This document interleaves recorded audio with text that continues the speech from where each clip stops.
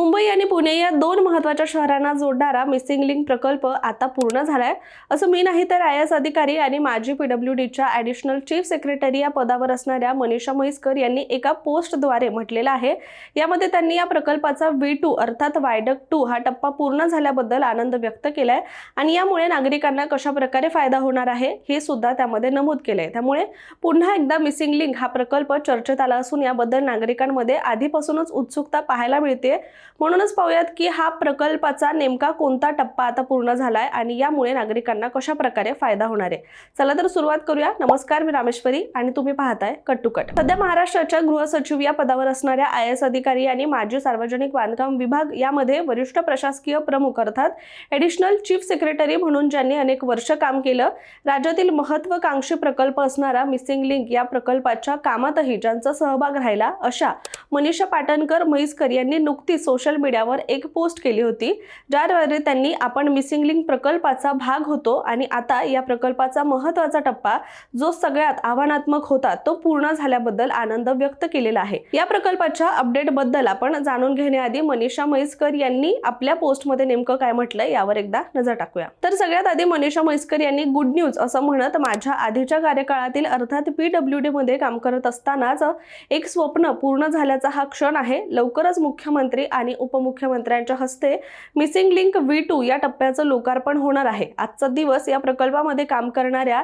संपूर्ण टीमसाठी, कामगार वर्गासाठी, साईट मॅनेजर, साईट इंजिनियर या सगळ्यांसाठीच खरोखर स्वप्नपूर्तीचा क्षण असल्याचं त्यांनी आपल्या पोस्टमध्ये म्हटलेलं आहे। शिवाय यावेळी मनीषा म्हैसकर यांनी अतिशय कठीण परिस्थितीमध्ये दिवस रात्र मेहनत करणाऱ्या संपूर्ण टीम, त्याचबरोबर MSRDC आणि PWD याचं सुद्धा कौतुक केलेलं आहे। शिवाय त्या पुढे असंही म्हणाल्या की वायडक्ट 2 या टप्प्याचं बांधकाम अतिशय अवघड होतं, कारण की या सगळ्यात उंचावर होणारं हे बांधकाम होतं आणि तिथे वाऱ्याचा वेग हा कायमच प्रचंड असतो आणि आता हे काम पूर्ण झाल्यानंतर मुंबई आणि पुणे यामधील प्रवास 30 मिनिटांनी कमी होणार असं सुद्धा म्हैसकर यांनी आपल्या पोस्टमध्ये म्हटलंय।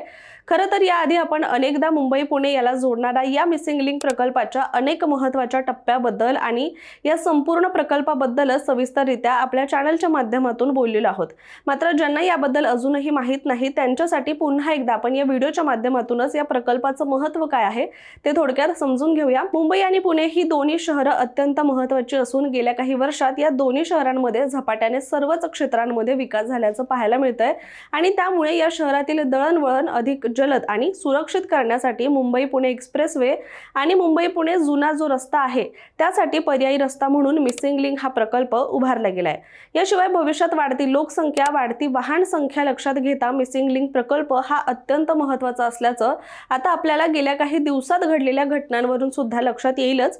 अर्थात तुमच्या लक्षात आलंच असेल की मी कशाबद्दल बोलतेय। तर मुंबई पुणे या महामार्गावर बऱ्याचदा मोठ्या प्रमाणात वाहतूक कोंडी पाहायला मिळते आणि अशा वेळी सध्या अस्तित्वात असणाऱ्या दोन्ही रस्त्यांना अर्थात महामार्गांना पर्यायी रस्ता असणं हे अत्यंत आवश्यक असल्याची गेल्या अनेक वर्षांपासूनची सुद्धा मागणी होती, जे आता प्रत्यक्षात आपल्याला अनुभवता सुद्धा येणार आहे।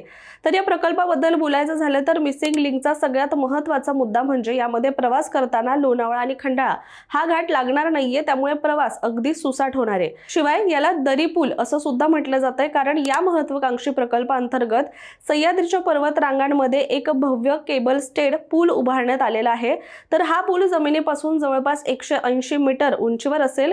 महाराष्ट्र राज्य रस्ते विकास महामंडळाने अर्थात MSRDC ने हाती घेतलेलं हे आतापर्यंतचं सर्वात आव्हानात्मक आणि अभियांत्रिकीचं हे काम असल्याचं सुद्धा मानलं जातंय। दरम्यान या प्रकल्पात समाविष्ट असलेल्या 650 मीटर लांबीचा केबल स्टे पूल भारतातील सर्वात उंच दरी पूल सुद्धा ठरतोय।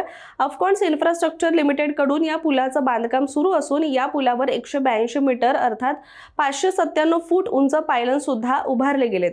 हे पायलन्स वांद्रे वरळी सी लिंक वरील 128 मीटर म्हणजेच 413 फूट उंच पायलन्स पेक्षा अधिक उंच असून भारतीय रस्ते प्रकल्पांमध्ये आजवरचा हा सर्वात उंच पूल सुद्धा ठरतोय।